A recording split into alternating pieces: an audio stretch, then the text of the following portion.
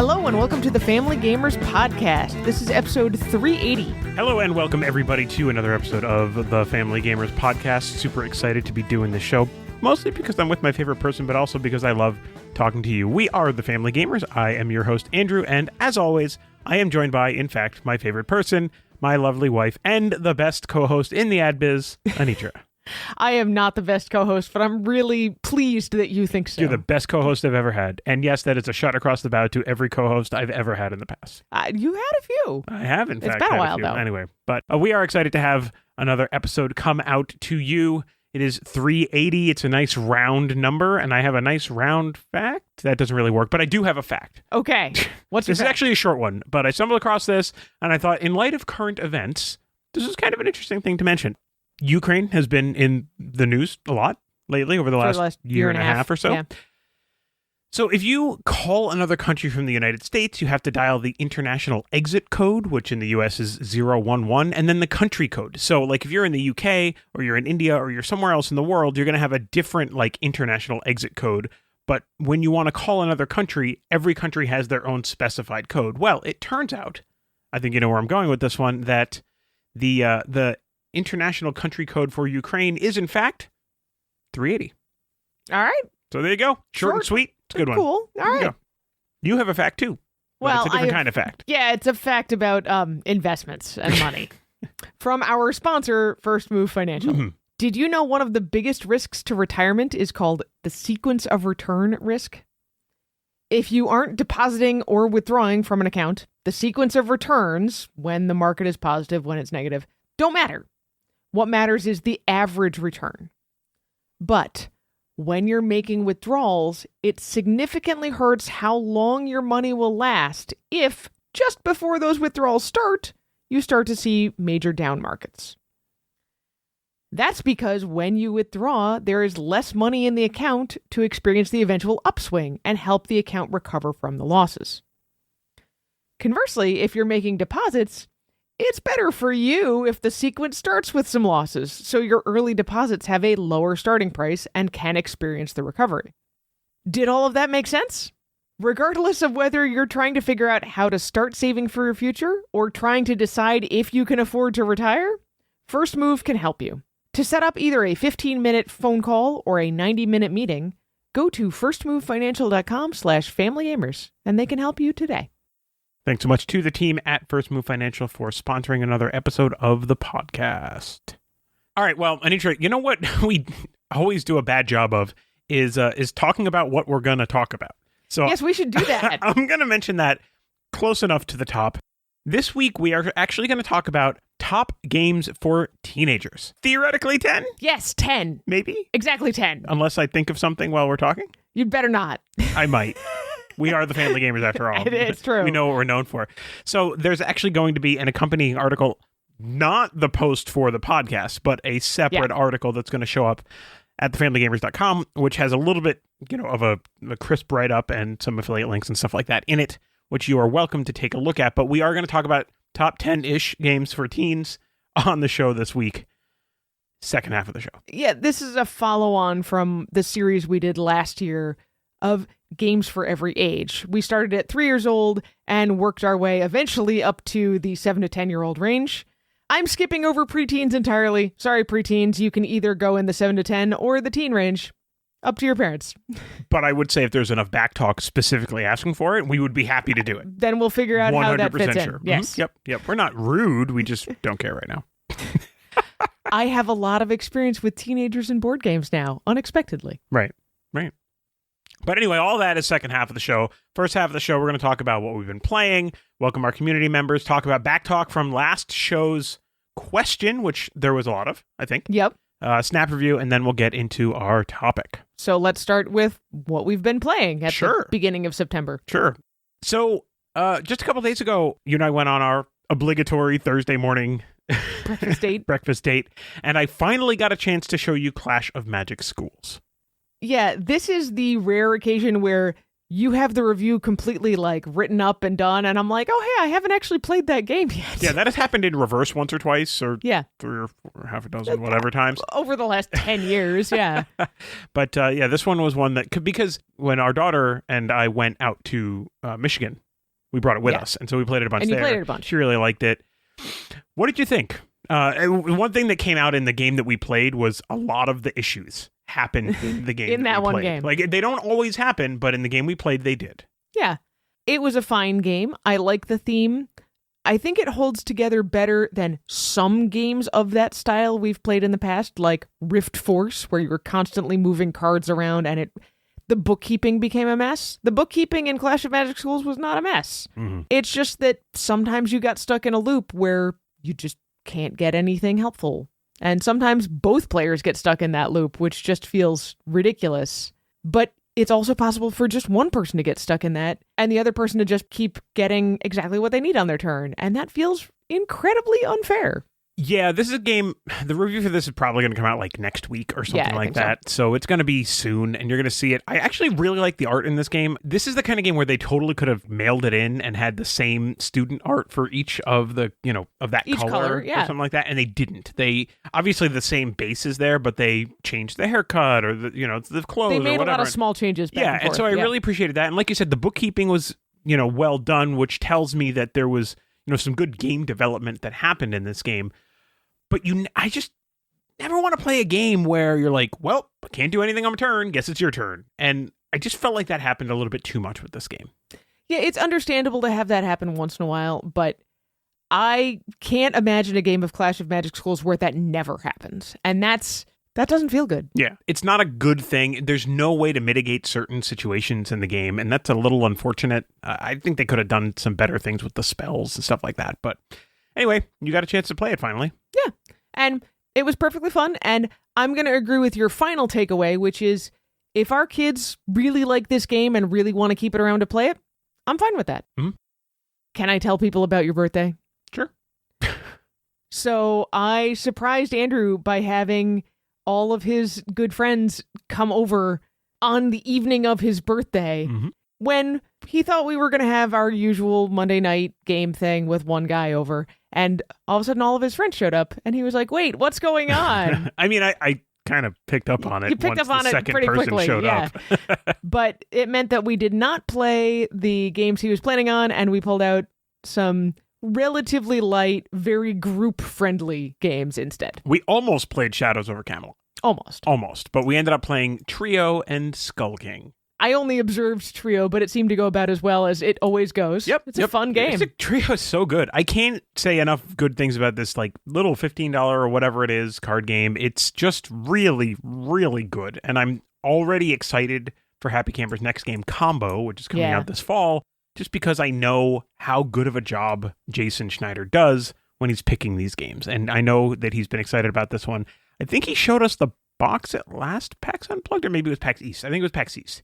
But he showed us the box, so I know this is something that has been in the works for a little while. Super excited about that too, but we're here to talk about Trio. Yeah. Trio is for sure going to be on our holiday gift list Absolutely, this year. 110,000%. Is that allowed? The thousands? I don't know if 1,000%. Okay, whatever the makes max sense, percentage but is, yes. it's the go-to game this Okay. year. Yep, must buy. But we also played Skull King, which you and I had played before, but it's been a while. Yeah, we reviewed the rules, and there's certain things in Skull King which, like the loot, there's these 2 loot cards which declare these alliances. I don't really think they added much to the game, but the Kraken and the White Whale absolutely added a ton to the game. Yes. Man, Skull King is great. We had a number of just yelling moments in this game. So I will say Skull King is very much your traditional trick-taking game with bidding on how many tricks you're going to take. However, it shines at higher player counts because higher player counts allow the really wacky cards to come out more often. And that includes things like the Kraken and the White Whale, but it's not only those. Right. So for those of you who don't know, Skull King is a trick-taking game where you play 10 rounds. In the first round, everybody gets 1 card. In the next round, everybody gets 2 cards, et cetera, et cetera. In the last round, everybody gets 10 cards. In this game, you take a look at your cards, and then you have to basically bet a number of tricks that you think you'll be able to win in that round. So that number is going to change dramatically based on, obviously, the number of cards in your hand, but also the number of players that are playing the game. Really, like in the early couple of rounds, it's almost entirely chance whether or not you're going to win. right? That first round, for example, like it's just everybody. There's no decisions. You get one card and you're Yeah. like, is this a card I might possibly maybe be able to win with? Right. Sure. Right. So it's a little rough at the beginning with stuff like that, but once you get later on in the game, you can really start to form some strategy. Black is always the trump suit in this game, so there's always interesting things going on there. Pirates always beat numbered cards. The Skull King beats all of the pirates. The mermaids can beat the Skull King, the only thing that can beat the Skull King. Then there's the special lady pirate who is either a pirate or an escape. And then there's escape. So there's a bunch of different cards. It sounds kind of complicated. It's really not. Once you get into it, it's incredibly fun. Do you want to talk about the last round? Last. Oh my goodness. It was actually the second to last card played in the round that really blew it up. Yeah, so I'm going to introduce this by saying, coming into the last round, I looked at my hand of cards and I said to myself, okay, I don't think I can win the game, but the only way I'm going to even get close to catching up is if I can win 0 tricks. Because if you bid 0 and you win 0, you get points based on how many tricks there were in the round. Every other amount you can bid, you either win points based on your bid or you lose points based on how far off from your bid you were. But if you bid 0 and you accomplish that, the further on in the game you go, the more valuable that is. And so we're on the last round, and I am managing to do it. Like, I managed to get rid of my trump cards without winning anything. I'm doing okay. I'm getting kind of excited. Again, I'm not going to win the game, but out of the 7 of us, I might come in like 2nd or 3rd. And then... Okay, I do want to point out, as this was going around, I was the 2nd player in the round, and you were the last player. Yes, it was the person next to me who started the trick. And whatever card I put down, I didn't even remember what it was. Maybe it was a pirate. It was the Kraken. I put the Kraken down, and it was going to blow it up, and everybody was going to lose. Yeah, and I was like, great, perfect. It was great, literally, for everybody at the table. Yep. And there's only one way to get away from the Kraken. And someone else played the white whale. And the thing about the white whale is that if the white whale is played, first of all, it defeats the Kraken, so it brings it back to being a normal trick. But secondly, no special powers matter in any way. All you're looking at is the numbers on the cards. And my very last card that I had saved till the end was a really low number. And I was the only player at the table who played a card with a number on it at all. And so, as the very last trick of the entire game, I took the trick. And I lost points instead of gaining them. I was so mad. These are the moments that this game is made for, though. I mean, they are. They totally I had a great time, and I played up the being mad because I was comically mad.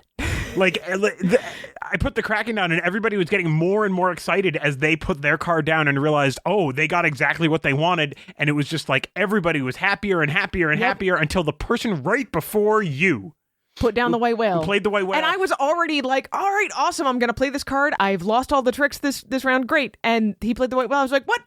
No. Well, no. Well, you didn't even realize it right away. Like, he played a card, and you're like, yes. And you put your card down, and you're like, wait. No! Because the thing is that I still would have lost if anyone else had played a number. I was not playing a high number.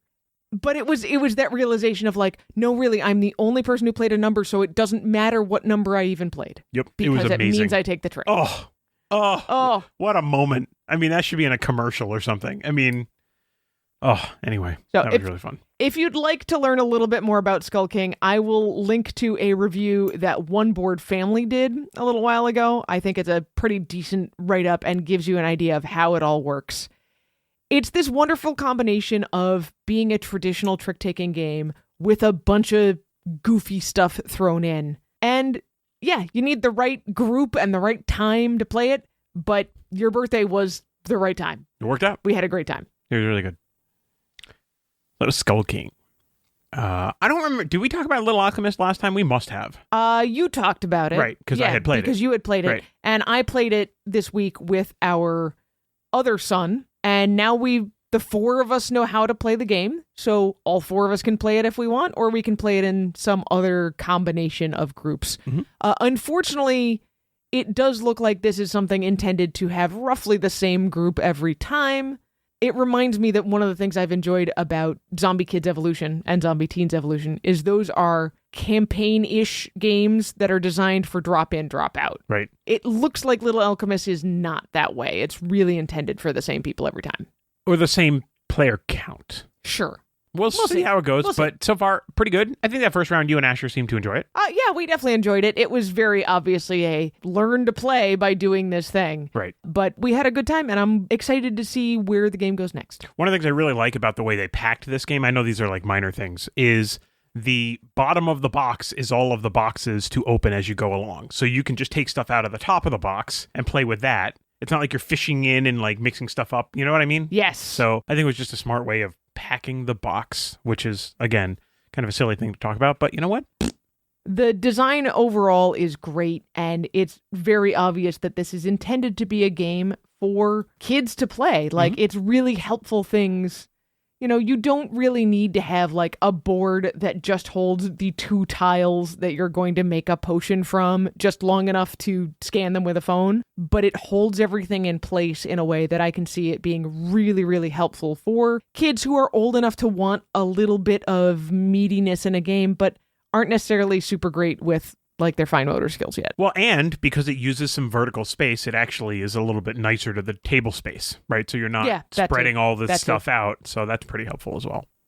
So I've got one more game that I can talk about, which is I pulled out Floating Floors again. And it's funny to me, the first time we played this, it was the 2 of us, and I was like, I really want to see how this looks like with more players. Seems like it would be really interesting, and we would all get in each other's way. And it was a little bit of that, but it didn't go real well at 4 players.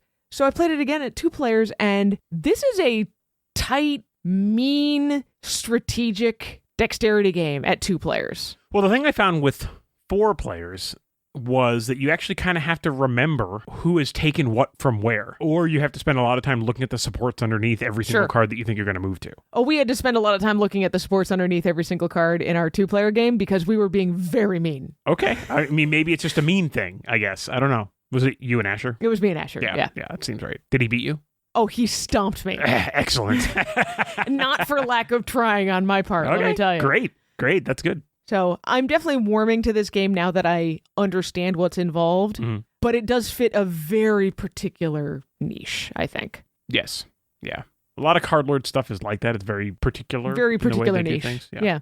Yeah, this is the same company that did those action cards, dice cards, whatever they were. Dice cards. I They were called remember. dice cards. We kickstarted them. Yes. I think we looked at a preview of them too or something like that, but something we ended up kickstarting. Really just unique takes on games that you play together. So, yeah. Good stuff. Yeah. Mm-hmm.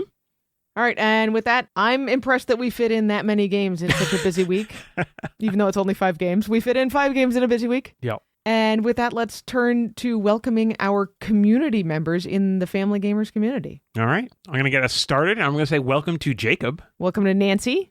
Welcome to Srijith. Welcome to Deborah. And welcome to Amelia. We are so glad to have you here. Mm-hmm. Welcome to the community. There's so many things that you can do in the community. You can link up with other people who are playing games on Board Game Arena. That's a thing. Mm-hmm. You can ask questions. I do want to talk about the H-index question that came up in the community. I think that's something that we'll cover when we hit back talk. But you can definitely connect with other gamers, talk about games that they recommend for whatever age range. It's a good place to be. It's a good place to find out more information on playing games with your kids. Yeah, we were fielding some questions there earlier this week about the right kind of card holders if you're playing with kids who have trouble holding all of their cards, what the pros and cons are of different styles. And with that, let's go to our back talk. We mentioned the Board Game Arena Family Gamers community group, which if you play on Board Game Arena, you should totally join that group and we'll play more games. Mm-hmm. But we asked you, our listeners, about playing games online, whether it's on Board Game Arena or somewhere else. So this is obviously because our last episode was all about basically playing games on Board Game Arena and, other digital whatever opportunities to do that. So we had lots of answers to this one. There's a lot of activity on this one. Superfan and writer Nick Martinelli just lists in no particular order, like 40, not really, no, just kidding. A whole bunch of games that he loves to play on Board Game Arena. Here's the list. Viticulture, Seven Wonders Duel, Sky Team, Takanoko Color, the roll and write, Can't Stop, Mountain Goats, Downforce, Six Nymph, Azul, Space Base, King Domino, and Happy City. Most of those we have also played on Board Game Arena. All of those I have played on Board Game Arena. Yeah. You do play a lot more on Board Game Arena than I do.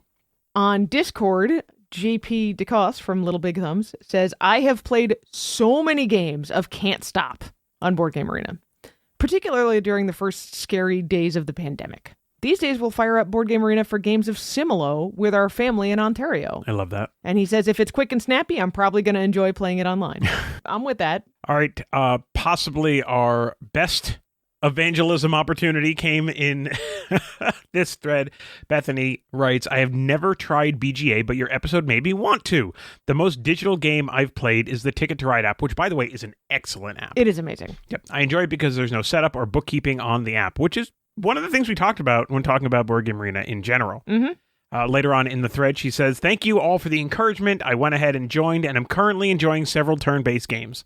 Well done, Family Gamers community. Yes, I believe she is also in our game of Lucky Numbers. All right, is she whooping up on you? No. But I think she's having fun. All right, excellent. That's the important part. Kristen on the Discord says, I love BGA. With lots of O's. I agree with Anitra that it scratches an itch to sneak in some thinking when tabletop would not be a choice, and also allows me to randomly connect with family and friends throughout the day. She says that her favorites are Lucky Numbers, The Crew, Can't Stop, and Mojo. All these are ones where she can make a quick, solid decision on her next move without having to think about the entire strategy of the game. She says, I have a harder time learning heavier games on Board Game Arena, and I just end up clicking things so I don't hold a game up. I'm looking at you, Distilled and Obsession. So that's kind of how I sort of half learned how to play Obsession, was basically going in and I even told, I think it was in the Family Gamers tabletop group, I was just like, I don't even really know what I'm doing. And I think by the end of the game, I had a half a clue, but it was still, largely guesswork. So I completely understand, Kristen. Yeah. I really, really do. And I do love, by the way, that you mentioned that you tried some games digitally and then ended up buying them, because that is a thing that we talked about as well. All right, Joseph Reniger on Facebook. My favorites on BGA, Race for the Galaxy, Gizmos, Wingspan, and Obsession. Funny. That one again. It might have been Joseph that I played with, actually, now that I think about it. I play Sushi Go, but find myself forgetting what's in the other hand when turns happen only once a day. Should I be going for Sashimi? I think I would have the same problem with Seven Wonders. I do like trying out games before making purchases. That's actually one of the reasons why we ended up doing the show, is because we tried out Sky Team to decide whether or not we wanted to make a purchase. And that just kind of got us back into a whole BGA thing. Remember how I said I was going to choose joy by injecting more BGA in my life? That has not gone well. No, we'll keep trying. I'll keep trying. Well, you're doing a great job of it. I'm not. I'll invite you to more games. Obviously, that'll help. Yes. Please do. Back on the Discord, Paximo, whose real name I can't ever remember, she says, I definitely enjoy using BGA to both try out games I don't know if I want to get, or to find out the correct way to play a game when I'm not understanding a rule, or I've made mistakes in the past in gameplay. Same. Like, for some people, just reading the rulebook isn't quite enough. This is the whole, learn by doing thing, right? So, absolutely, it's a really, really great way that you can kind of check your assumptions. Yeah. Even if you're playing it with your friends online, you can just be like, look, I'm just playing this to learn. And sometimes it's really handy to do that on BGA before you try to turn it around and teach it to people in person, right? Yeah. Peter Schott says on Facebook, just hard to get that going. I feel bad for that whole make people wait for up to a day while I have this life stuff to attend to. Listen, Peter, here's the deal. If people don't want to wait, they'll pick games with parameters that won't cause them to wait. It's okay. A lot of the people that are playing on Board Game Arena have 30 games going, and they just kind of react to their turn when it's their turn. So my recommendation for you is to just do it anyway, get into it, and play some of these games that we talked about, like Lucky Numbers or Can't Stop, or Anitra plays a lot of Abandoned Artichokes. These games where you don't have a lot of deep strategy and you have to take notes and do all this stuff, where you can just click in, take a look, kind of survey the board, make a decision, and then move on. It's okay. It's okay. And it's okay to make people wait. That's what turn-based games are for. Yep. So I say do it. Another one of our followers on Discord, the Joyful Jedi, says, I have someone I met through another board game Discord that I play games with on Tabletop Simulator. We don't live close enough to play otherwise. I actually like Tabletop Simulator because we can play prototypes and games we own together, and I enjoy modifying it to my tastes. I have no issues with the interface, but I know it's not everyone's cup of tea. I haven't really tried playing games elsewhere, but most of those games are competitive, and I prefer cooperative games. You're not wrong, but I would say there are a bunch of cooperative games on Board Game Arena, and it is totally worth trying them. So I like that you bring up Tabletop Simulator. I mean, I really need to get my act together and learn how to build games on TTS because I have a game that I'm working on. I would like to be able to prototype it with other people. I just haven't done that, but it's an incredibly valuable tool for this kind of thing. So good call out with TTS. All right, I'm going to bring it over to Discord as well. Adrienne D1 says, I play a lot of turn-based games on BGA. Some favorites are Space Base and Gizmos. Those two are coming up an awful lot. I don't have a regular in-person gaming group to play with, so this scratches the gaming itch. I think that it's just a different kind of itch to scratch, I suppose. I guess like no pizza is bad, so even bad pizza is better than no pizza kind of thing, but I just think that they're different. Well, I think some of that comes down to the fact that specifically on Board Game Arena, you can do turn-based or you can do real-time. Real-time gaming on Board Game Arena feels a lot more like sitting down at a table to play with people. Sure. Even if those people are randos who you can't actually talk to. Turn-based gaming, to me, feels more like you're presented with a puzzle of dropping you into the middle of a game where, yes, you probably made the decisions that led up to where you are in the puzzle right now, but it's much more atomized in my head. Sure, that makes sense. Who Gaming 42 answers our question directly. What game do you like to play? The Crew, Mission Deep Sea on Board Game Arena. By the way, cooperative game. That is a cooperative game. All right. Olivier says, I play a few rounds of The Crew on most Fridays during lunch with colleagues on BGA. When we play something else and we have 10 minutes to kill, we'll end our session with Similo randomized decks. I'd say these are the two games that see a lot of play for me on BGA. Other than that, once every couple of months, I will launch 4 to 5 turn-based games, and we'll play them over the course of a couple of weeks. My turn-based BGA plays are really cyclical. I think that's fine. You can take inspiration from that, Andrew. It's okay that you haven't been playing. We'll try to get you into a couple of games. I mean, I'm not ashamed. It is what it is. You know what I should do? Like, the problem is that I only start games and then, like, invite my friends to fill the seats. Instead of just, like, starting open games and not caring who I play with. That might get me a little bit more action. Maybe. Maybe you should follow Olivier's example and invite some of your work friends to play games with you on a lunch break or something. You know, as a manager, I feel like that's a bad move. Fair. And we have one more back talk, but this is a callback to an earlier episode where we talked about starting a board game club at a school. Jith says, I just finished listening to this episode and I am planning to start a small board game club at my kid's school. I submitted the proposal today and I'm waiting to hear back. So good luck, Jith. Yeah, definitely let us know how that goes. And if you have any questions, the Facebook community or the Discord community are really great places to ask them. We'd be happy to help out. We've been involved in some, board game groups in school and stuff like that. So happy to help. All right, we have 2 more little things. One last one regarding this topic. As a reminder, you can go to the Family Gamers community on Facebook and get the links for the Family Gamers group on Board Game Arena. It's super easy, and you're even posted. I mean, I'm guessing that Lucky Numbers is probably a dead game, or that's the game you talked about earlier. Yeah, we're about halfway through that game. Yeah, so that game's not going to be there, but certainly we'll be pushing some more stuff up there, so that'll be great.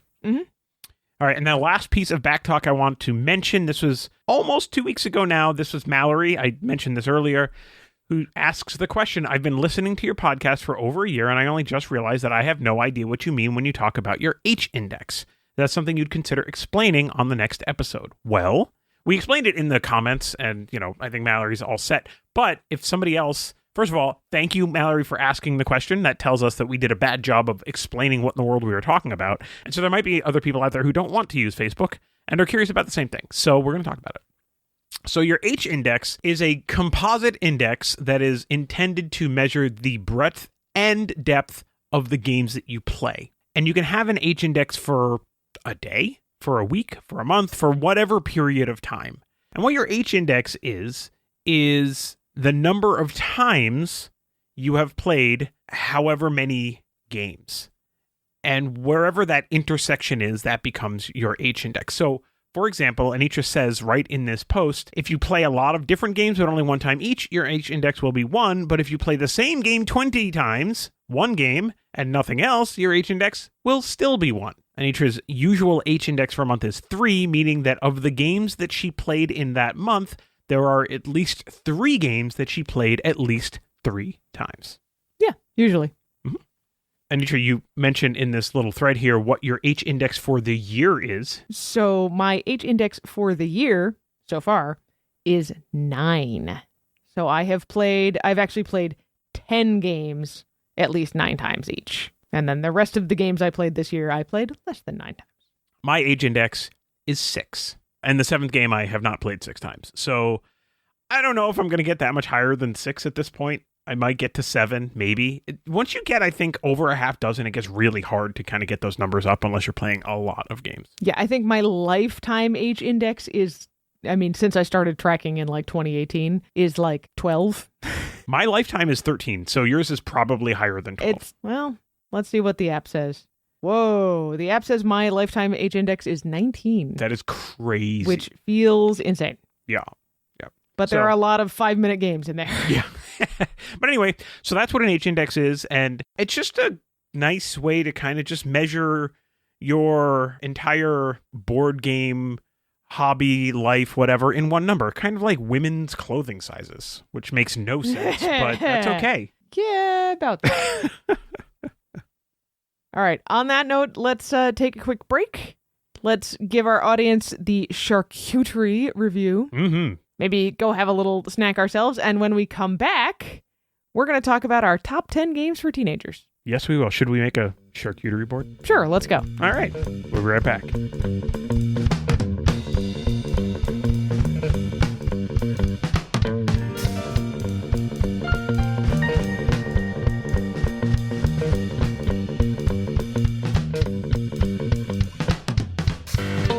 What do you think of charcuterie? Do you mean like a selection of cheese, crackers, dried meat, and fruit? It's delicious. But that word is too fancy. I call it a cheese board or a snack board, and let me tell you, my body is ready for those anytime. Well, that's good, but we're going fancy today, because this is a snap review for Charcuterie, the board game. Charcuterie is a game for 2 to 6 players designed by Whitney Lorraine and Josh Camden that takes about a half an hour to play. The box says ages 14 and up, but it can definitely go a little bit younger than that. This one's published by Third World Studios. Let's start with the art in Charcuterie. Jola Sopek's illustrations look absolutely delectable. Thankfully, they're not quite realistic enough that we've ever taken a bite out of the components, but they do make me hungry. I think that next time we play, we should have a charcuterie board next to us so that we can eat while we play. What do you think of that? Sounds good to me. Anyway, in the game, there are crackers, meat, 6 kinds of cheese, and 4 kinds of dip. The player boards and central boards all look like wooden cutting boards, too. The scoreboard even looks like it's got crumbs on it. I keep trying to brush them off. And don't forget the fruits and veggies. Wait, tomatoes are a veggie here? Yes, as the rulebook quotes, knowledge is knowing that a tomato is a fruit. Wisdom is not putting it in a fruit salad. Okay, you're making me hungry. Let's move on to the mechanics. How do we play charcuterie? Well, after setting out some common objectives and the serving board, give each player a player board and 2 recipe cards. These recipes are secret endgame goals. Each player picks 1 recipe to keep and returns the other one. Each player gets 2 turns as the host. They take the bag of food tiles and pull out a certain number. You can see this table of how many tiles to take out determined by the player count. Then the host stacks them into as many piles as there are players, with the same number of food tiles in every stack. Starting with the next player, everyone gets to choose a stack to keep. The host gets the stack that's left at the end. Everyone arranges their food on their player board. Overlapping foods is fine, but each food tile needs to actually touch the board, not hang over the edge, and not be fully supported by other foods, and have at least half of the tile showing. Once everyone has had 2 turns as host, you've got a minute left to finish arranging your boards because the guests are here. Work through the public scoring objectives for each player, Then everyone reveals and scores their own recipe card. Compare your scores and see who is the best host. Other than looking delicious, what did we expect from this game? I'm actually not really a big I Split You Choose guy, so I played Charcuterie mostly to support some of the people we know who worked on making this game, but I didn't really expect to fall in love with it.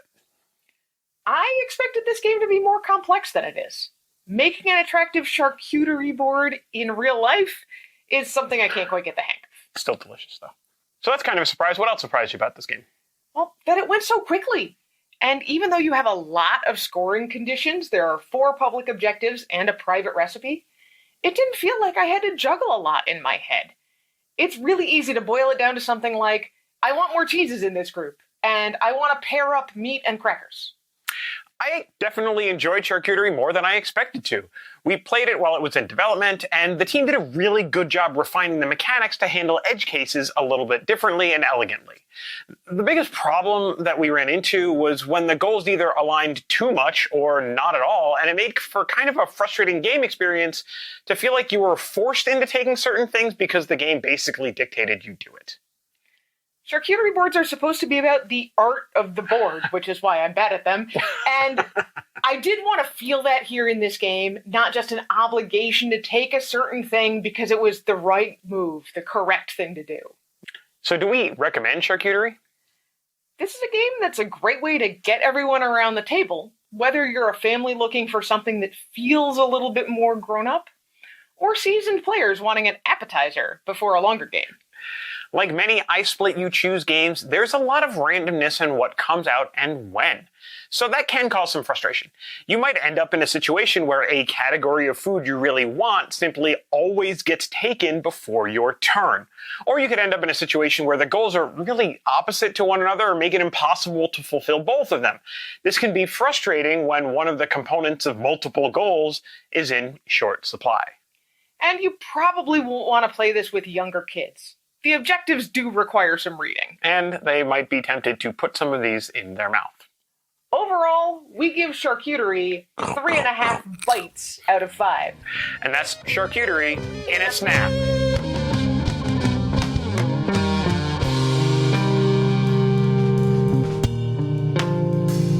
And we're back. All right. So anyone who's listened to this podcast for more than 5 minutes probably knows that we have some teenagers in this house. Yeah, when we started this podcast, we didn't. No, when we started this podcast, our oldest was 7 years old. And if you are listening to this the day that it came out, she turned 16 yesterday. Yes, she did. So, anyway, so we've been doing this a little while, but that's not why we're here, because our podcast is not a teenager, just our kids are. And we are going to talk about top 10-ish games to play with your teenagers, or for your teenagers to play with each other. Yeah, so my governing idea for this list was that teenagers will play some board games with their parents, but they're way more likely to play with their friends. So our top 10 games for teens is games that they can easily pick up and play together. They're usually real fast to learn, pretty light, and a little bit silly. And often they're games that allow for a lot of table talk. Yes. Right? Yes. The social aspect is always important in gaming, right? But especially with teenagers. And so they're often not going to get into that super crunchy, heads down computational game because they really want to be social. Well, that's why I said often. I didn't say always. So we've got 10 games. Let's start with number 1. Number 1 is Sushi Go Party. So we'll start by saying these are not ranked in any kind of order. It is just a list. Sushi Go Party, of course, the iteration on Sushi Go with all sorts of different options. You open up the box. It actually looks like they prepped the box to have expansions. I don't know that those came out. I don't really remember. I don't have any. I think there have been a few promos here and there. Yeah, that's about it. But it's really a neat way to play Sushi Go because they have kind of like flavor pack like concepts, menus, whatever you want to call them. I don't know. In the rule book. Yeah, and the customization also allows you to go all the way down to 2 players or all the way up to 8 and kind of customize to fit the group better. Of course, it also allows you to make your own combinations and be wacky if you want to, or cue as close to the original as possible if you want to. Mm-hmm. All right, the second one on this list, I mean, you want to talk about a game that encourages table talk. This is the one.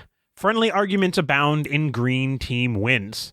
This is a game that I have literally taken people who have just looked at me and said, no, I don't want to play a game. And I said, look, play one round. I promise you will enjoy this. They sat down and stayed there for 3 hours. Yeah. Green Team Wins is the most requested game by visitors to our house. Absolutely, for teenagers. 100%. This is the kind of game where if you've brought it to a group, it is an automatic. You have to put it in the bag first if you're ever going back to play games with that group again. Yes. Mhm. So for anyone who has not played Green Team Wins before, you try to stay on the green team by answering questions in a way that match up with a majority of people at the table. It sounds a little bit like what you might try to do in Apples to Apples or some other slightly more cooperative style party word matching games, but there's no judge at all here. It's literally just who has the most answers matching up together. Mhm.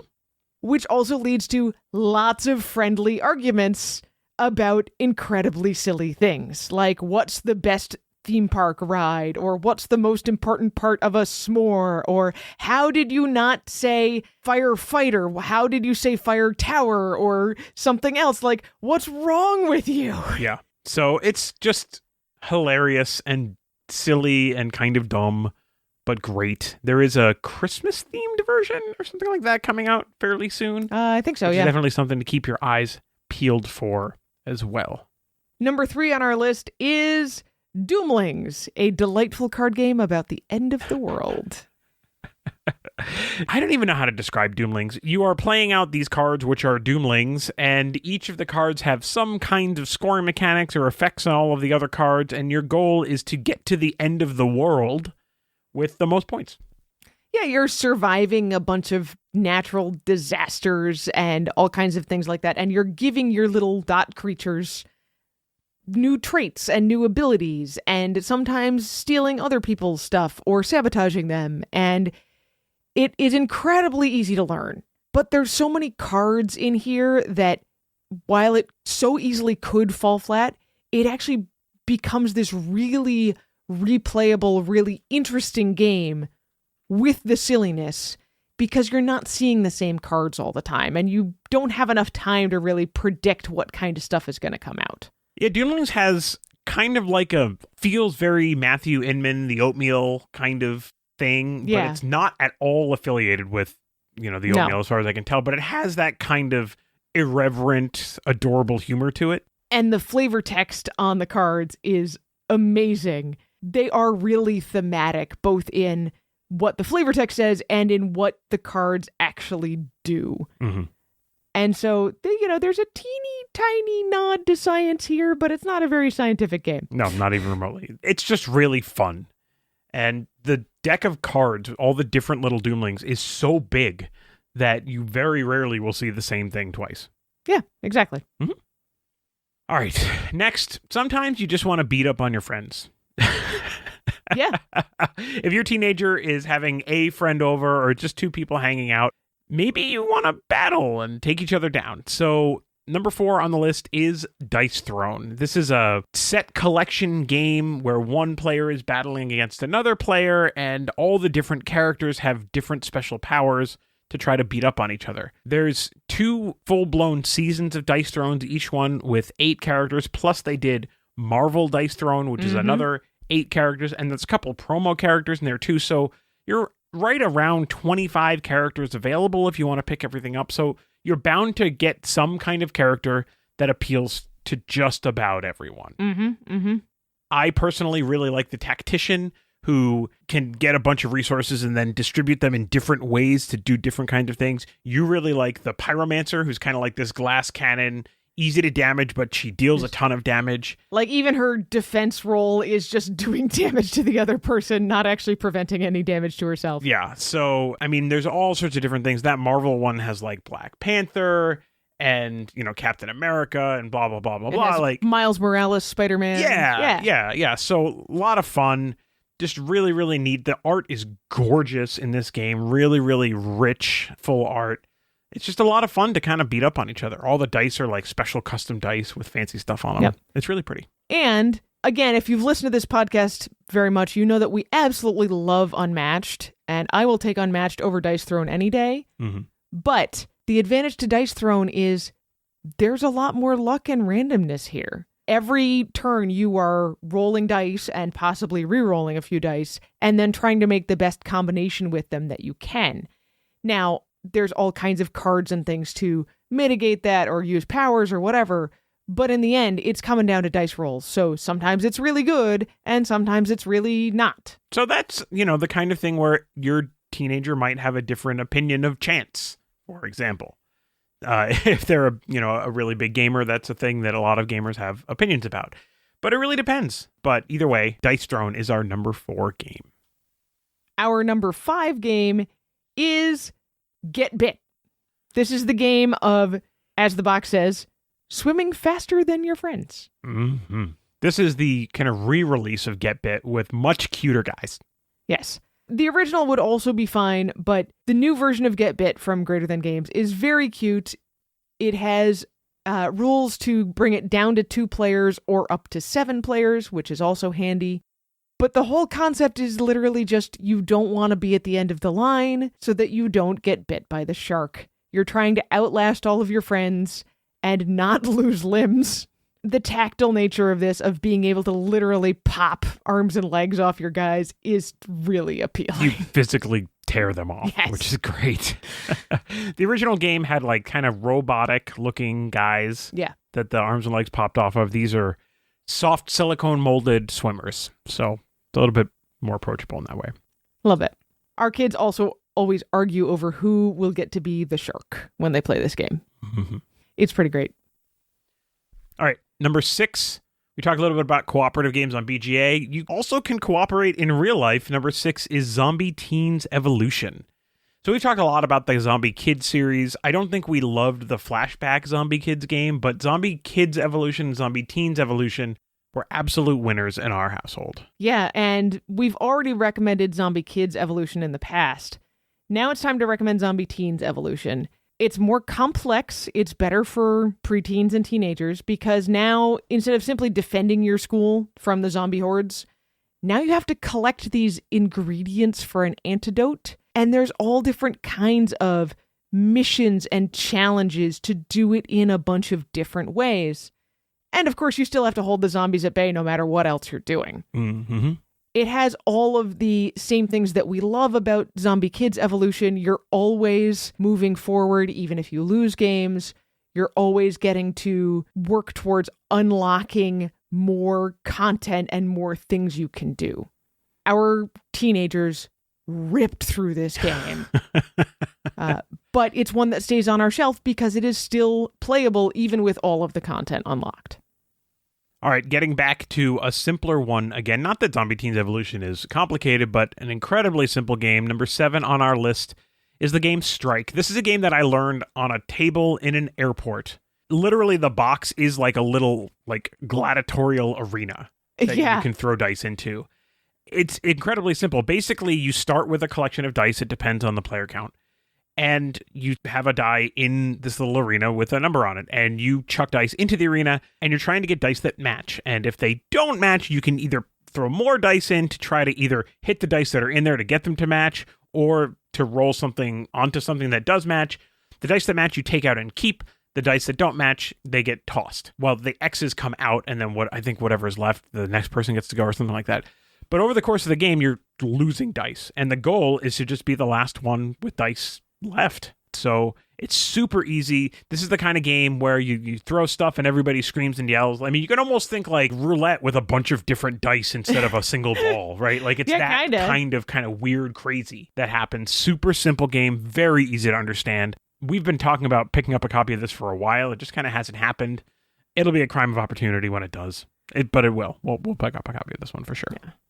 There is a different version of Strike as well called Impact Battle of Elements. I've never played this one, but I've heard plenty about it. It is the same basic idea, except there's no numbers. All of the dice have elements on them. And it adds, if you would like, an additional thing where you can use the different elemental powers to do things. But you can also play it exactly the same way you play Strike. Roll dice into the arena, hope for matching symbols, and pull them out again. And just do that. Mm-hmm. Our number 8 game is for those fidgety times when they just want to be fast and they want to be able to get up and move and they want to be able to physically throw things at each other. So this is a game that our kids, this is proof that our kids were consulted in the making of this, no children were harmed, but they were consulted. This is a game that our kids insisted be on this list. Yes. Absolutely insisted. Yes. Throw Burrito is best in an area without any breakables. Including children. Wait. Because they will be throwing and dodging these foam burritos. It is at its core, though, a card game. Everyone is playing simultaneously. There are no turns. There are no rounds. You pick up cards as quickly as possible until you can make sets of 3 from what's in your hand. Any set of 3 cards that you lay down is worth points at the end of the game, but any set of 3 that has a special power on it, as soon as you have that set of 3, you've set it down and you announce the special power, whether that's a burrito duel or a free-for-all or whatever. Whoever gets hit loses the battle unless they catch it, in which case the person throwing the burrito loses the battle. And yeah, the winner of the battle gets points and cards. And that's basically it. Like, once too many burrito battles have been lost, the game ends and you count up everybody's points. So the only caution that I will give you with Throw the Burrito is if you have a teenager or preteen who is really about finishing the game, and then you have a teenager who is, is really kind of like playing games as a thing to be social, but doesn't really care about the games all that much. Yeah. It's very common for a game of Throw Burrito to just kind of devolve into, some kind of just, we're done, lay around kind of thing. Or just the repeatedly, no, you didn't hit me, I'm going to hit you, and just continually chucking these burritos whatever, at each other. Right. So, yeah. Just a word of warning that often Throw the Burrito probably should be the last game you play. Yeah. Yeah. But as we said, all 3 of our children, including the preteen, insisted it be on this list. Yep. So it is. All right, back to games of the 2-player variety, a game that we've talked about a bunch, which is super adorable and also super mean. Boop. Yeah, so haven't you always wanted to control adorable little kittens who also incidentally shove each other off the bed? Yeah, they're not controllable, but we're going to pretend they are for the purposes of this one. The 2-player duel with some kind of movement, restrictions. So this is a little bit more advanced in the sense that people need to understand what the impact of their moves is. Again, it is a 2-player. It's really an abstract strategy game. It is. With, cute cats on a quilt.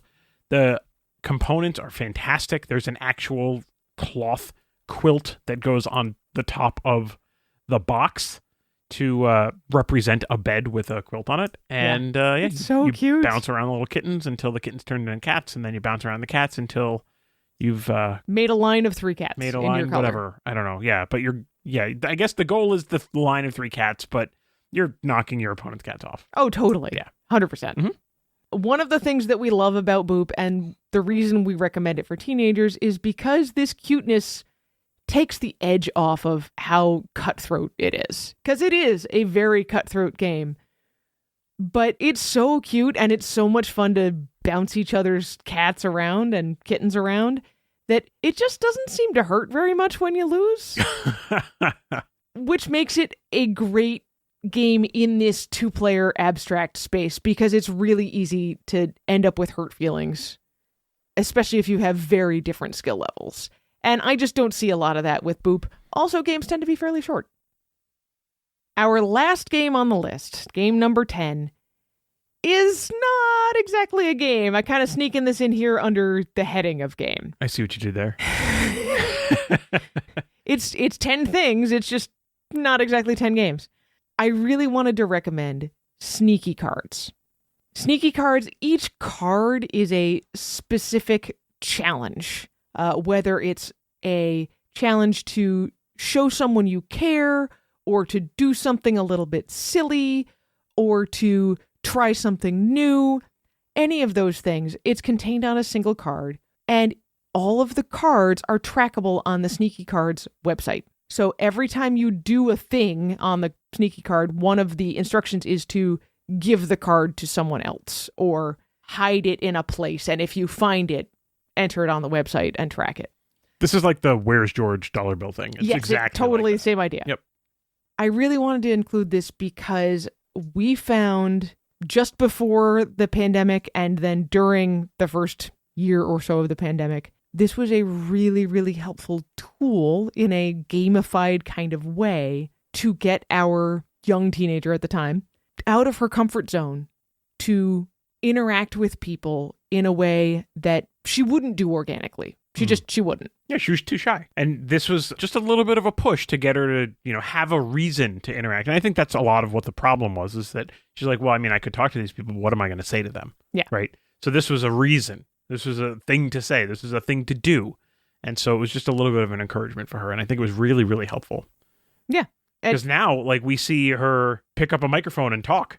And we look at each Yeah. other like, who is this child? Yeah.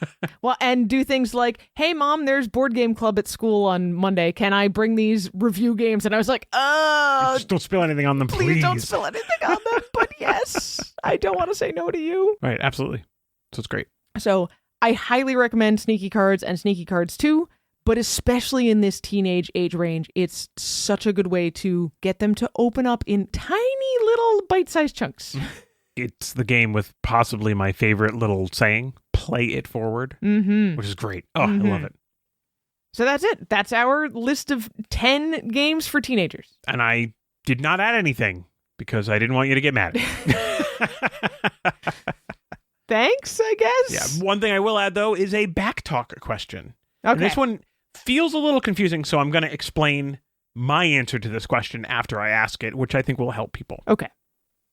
So, is there a game that you used to have or used to have access to that you no longer do, and you wish you could go back to it because you're in a different season in your life, maybe, and you want to try to maybe play this game with your kids, or maybe you really have fond memories of a game group that played a game like this or something, along those lines. This could be a board game or a video game. It doesn't really matter. My answer to this is a video game, and it is the game Rock Band. When we were young marrieds, it was just the two of us. Rock Band was kind of all the rage. Maybe we had an infant Claire. I don't remember. We definitely had a toddler Claire before we got rid of our Rock Band set. Yeah, but Yes. I mean, when we were actively playing, I don't think we had... We had an infant toddler Yeah, and sometimes had to figure out how to play very quietly. Yeah, or something. But we had another couple that would come over, and the four of us would play Rock Band a lot, probably weekly. Yeah, I don't even remember. about that. Well, over time, they stopped making additions. We went on and bought newer consoles and got rid of older consoles. We didn't have a console that would play Rock Band anymore, et cetera, et cetera. These instruments were big. Our kids were hitting them, and we wanted to get rid of them. I'm going to say that I think we had already started the podcast when I got super excited about Rock Band Blitz. And That's possible. that was the final nail in the coffin for our Rock Band equipment. Sure, let's say yes. But now, and we've kind of talked about this either on the podcast or in other places or whatever, our daughter is in marching band. Our older son is in marching band. Yep. Our younger son is now playing saxophone, taking piano lessons, really wants to play guitar. And I'm just looking at this and I'm like, man, I kind of wish we had the setup. I kind of wish we did. Yeah. We have a friend who bought the super fancy version of the drums and literally learned how to play drums because he played Rock Band. Yeah. I really wish we had it. I wish we had access to it and we could sit down and the 4 different instruments that were available. I don't think you could play 5-player, but we could certainly cycle 1 player in and out. Like, that would be fine. But it would be great. I would love it. It would be super, super fun. And we just kind of don't have access to it anymore. And Harmonix, the company that made Rock Band, was bought by Epic Games, and they put a lot of the Rock Band stuff in Fortnite. Yeah. And so I was like, oh, maybe they're going to bring some stuff back, and they still might. No. They still might bring some plastic instruments back. I don't know, man. But whatever. Anyway, so that's my answer, is Rock Band. So the question, is there a game or games that you had in your life at one point and you don't anymore, and you're in a new season of life where you wish you could go back to those games?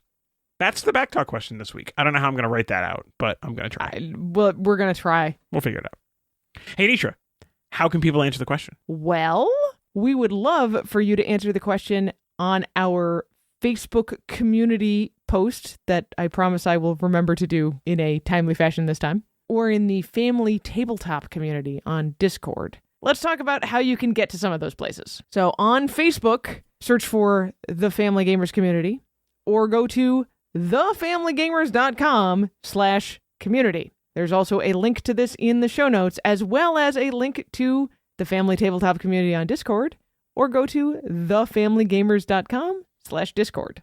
There's a lot of family gamers in this. Of course, you can always find us on all the social media. You can find us on X, Threads, Instagram, TikTok, and YouTube at Family Gamers AA. I said last time that I was going to try putting the podcast on YouTube.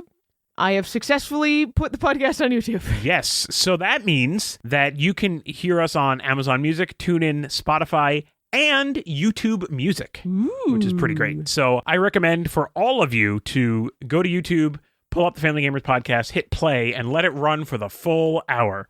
Please. That would be great.